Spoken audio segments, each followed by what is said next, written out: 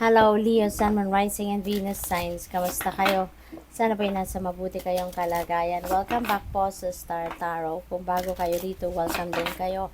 Thank you for your support. I truly appreciate it. God bless you all, Leo.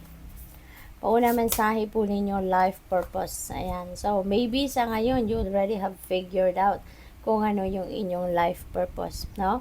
Maaaring naliwanagan na ang inyong isipan, maybe you were already led, no, towards embracing your purpose. Kaya maaari na ngayon, ano, alam mo na kung saan ka patungo, alam mo na kung ano ang mga dapat mong gawin, ano ang mga dapat mong pagtuunan ng pansin. We have good luck. Wow. So, swerte, no? Parating na ang inyong swerte. At ang swerte na to could be in any area of life. Depende sa inyong sitwasyon, no? Pwedeng siswertehin kayo sa lahat ng bagay. Siswertehin kayo sa lahat ng gagawin ninyo, no? Swerte kayo sa pera, relationship, pamilya, 'di ba? Mga kaibigan, or sa trabaho, negosyo, kung ano pa man ang ginagawa ninyo, maring mababalot kayo ng swerte dyan. Reconciliation, meron din pakikipagbate na magaganap dito. There is also a tawag dito, pag mend, no, mending of your heart, no, pwedeng ganon.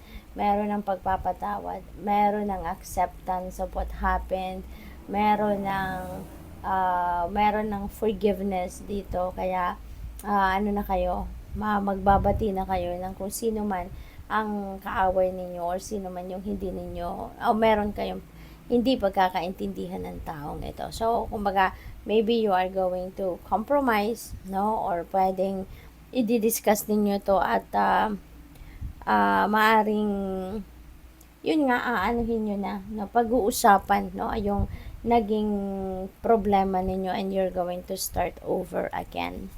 What else? We have truth. Ayan. So, this is the truth, no?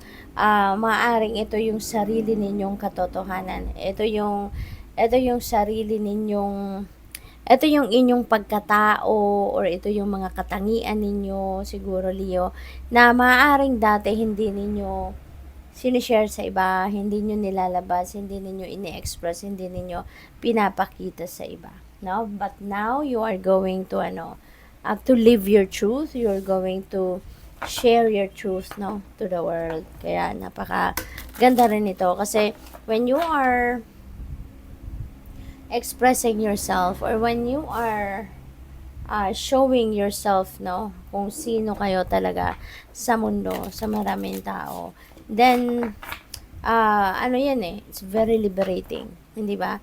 Lalo-lalo na kung may sinesekreto kayo, dati meron kayong tinatago sa ibang tao, tapos ngayon ilalabas yun na yan, ipapakita mo na or ipapakilala mo na yung sarili mo, no, sa maraming tao, na kung sino kayo talaga, kung ano ang meron kayo. That is very liberating. Parang napaka free ninyo, di ba? You are free as a bird. Yun ang mararamdaman. Carry the torch for others to see. Wake up the world. Yan, Leo.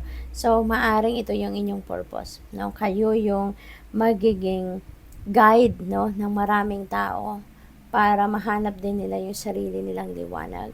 Gagamitin mo yung sarili mong liwanag. You're going to share it with the people around you, and you're going to help them find also their own light, diba? So, maaari, no, na ito yung purpose ninyo. Maaring you are going to be the beacon for others. You are going to be the leader of a group or maraming tao. Or you will be the inspiration na maraming tao. Maraming sa inyo humuhugot ng lakas. Diba? Yung ibang tao. So, pwedeng ganon. Maaring kayo din yung nagbibigay ng advice sa kanila. Maaring napakagaling mong magbigay ng advice. No? Na siguro isa kang counselor, spiritual guide, di mga ganun ba? Heal yourself to heal the world. That's very true, di ba? If you are not healed, di ba? Papaano ninyo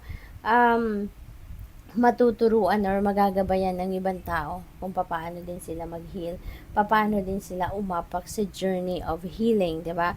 Kung ikaw mismo hindi mo 'yun magawa, kung ikaw mismo hindi mo na tutulungan ang sarili mo na mag-heal, 'di ba? Kaya dapat ikaw muna. You need to learn, no, to heal yourself first. Okay? Para maging effective, no, yung ituturo mo kung paano din sila mag-heal. Share the gift. Ayan, eto na. You're going to use your gift dito para ma-carry out mo yung inyong purpose. No? This is also siguro one of your purposes sa buhay sa ngayon. Kaya you're going to embrace your gift and you are going to, exercise, 'di ba? Yung gifts ninyo, yun ang gagamitin ninyo para kayo ay para ma-carry out ninyo kung ano man ang inyong purpose, para ma-carry out ninyo kung ano yung inyong mga ano tawag dito, yung mga